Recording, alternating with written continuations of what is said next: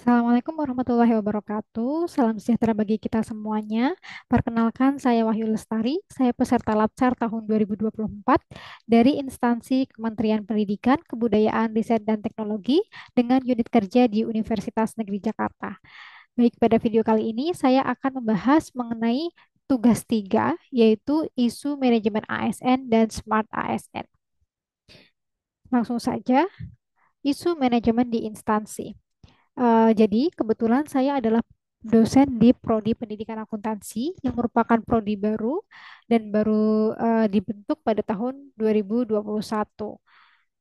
Nah, pada prodi ini ada isu manajemen, yaitu jumlah dosen dengan kualifikasi pendidikan serata 3 atau S3 di prodi saya relatif masih kurang.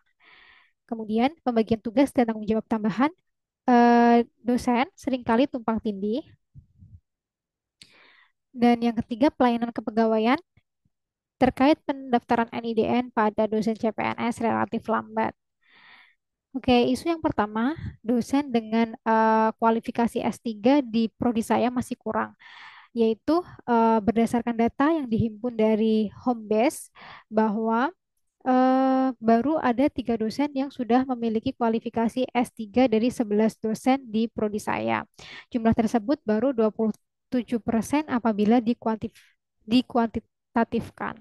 Nah, dampaknya adalah berdampak pada kualitas pembelajaran yang menurun, kualitas penelitian yang menurun, dan akreditasi program studi. Nah, pihak yang terdampak ada mahasiswa, dosen, dan institusi. Dalam hal ini, saya memberikan solusi, yaitu perlu adanya kebijakan institusi untuk mendorong percepatan dan memfasilitasi dosen untuk segera menempuh pendidikan strata 3 atau doktoral. Kemudian, yang kedua adalah pembagian tugas dan tanggung jawab tambahan bagi dosen itu seringkali tumpang tindih. Berdasarkan hasil observasi, pembagian tugas dan tanggung jawab tambahan dosen seringkali tumpang tindih. Contohnya adalah dosen program studi A dilibatkan dalam dosen pamong untuk akreditasi program studi B, sehingga fokus dan kegiatan tambahan dari dosen itu seringkali menumpuk dan tumpang tindih, yang dampaknya itu dosen terlalu banyak tugas dan tanggung jawab tambahan sehingga tidak fokus dalam meningkatkan kualitas pengajaran, penelitian maupun pengabdian kepada masyarakat. Dampak selanjutnya adalah tugas dan tanggung jawab yang diberikan itu tidak optimal. Nah, tentu saja pihak yang terdampak adalah dosen itu sendiri dan juga institusi. Solusi yang dapat saya sampaikan yaitu pembagian tugas dan tanggung jawab tambahan dosen lebih memperhatikan kapasitas dan home base dari dosen yang bersangkutan.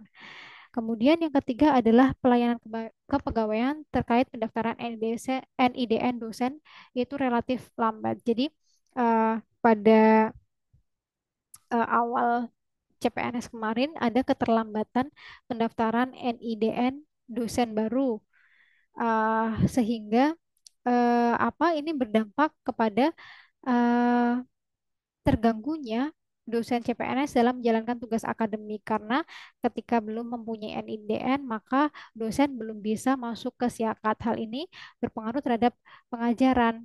Kemudian penelitian dan pengabdian masyarakat pun belum bisa terdigitalisasi. Kemudian potensi tidak diakuinya penelitian dan pengabdian masyarakat di sistem siakat. Kemudian dosen CPNS kehilangan kesempatan untuk memperoleh remunerasi. Pihak yang terdampak tentu saja dosen CPNS dan juga institusi.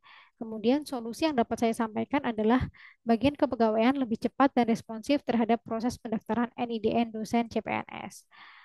Kemudian isu smart ASN di instansi saya. Yang pertama adalah utilitas sosial media program studi pendidikan akuntansi sebagai media promosi dan branding belum optimal. Ya, ini lagi-lagi karena masih prodi baru sehingga semuanya itu masih membentuk dari awal. Kemudian, belum adanya laboratorium digital di Fakultas Ekonomi untuk mendukung pembelajaran praktik jarak jauh, dan belum adanya perpustakaan digital atau digital library untuk mendukung mahasiswa dalam memperoleh referensi belajar secara digital. Yang pertama, penggunaan media sosial di prodi itu belum dilakukan dengan optimal. Berdasarkan hasil observasi dan wawancara dengan Korprodi, bahwa eh, penggunaan sosmed prodi ini belum optimal. Yang dampaknya awareness masyarakat terhadap prodi sendiri itu belum terbentuk. Juga jumlah mahasiswa baru program studi pendidikan akuntansi itu berkurang dari tahun sebelumnya. Pihak yang terdampak tentu saja mahasiswa, dosen, dan institusi. Kemudian solusi yang dapat saya berikan yaitu kolaborasi dengan mahasiswa untuk pengelolaan sosial media program studi dan pembuatan konten yang menarik untuk meningkatkan engagement. Selanjutnya, Smart ASN yang kedua yaitu belum adanya laboratorium eh, di Fakultas Ekonomi untuk mendukung pembelajaran praktik jarak jauh. Berdasarkan hasil observasi, di Fakultas Ekonomi itu belum memiliki laboratorium digital untuk mendukung pembelajaran praktik jarak jauh. Dampaknya adalah ketergantungan dengan laboratorium konvensional masih tinggi dan pembelajaran praktik jarak jauh belum dapat dilaksanakan. Contohnya adalah pembelajaran micro teaching. Jadi belum ada laboratorium digital yang bisa memadai untuk micro teaching jarak jauh begitu. Pihak yang terdampak ada mahasiswa, dosen, dan institusi.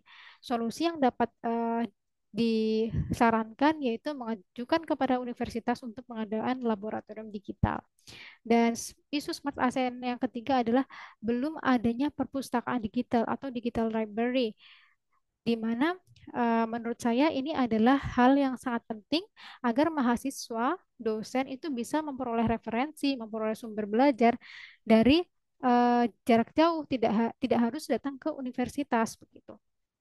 Eh, Berdasarkan hasil observasinya saya, di fakultas itu belum memiliki digital library, sehingga adanya masih perpustakaan konvensional, yang dampaknya itu konvensional masih tinggi, kemudian kurangnya fleksibilitas mahasiswa dalam mencari referensi belajar secara digital, juga sulit pembelajaran melalui akses yang cepat begitu.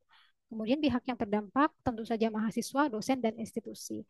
Solusinya adalah universitas mencari sumber pendanaan atau berkolaborasi digital library. Berikut isu-isu yang dapat saya sampaikan. Semoga menjadi bahan untuk perbaikan ke depannya. Terima kasih. Wassalamualaikum warahmatullahi wabarakatuh.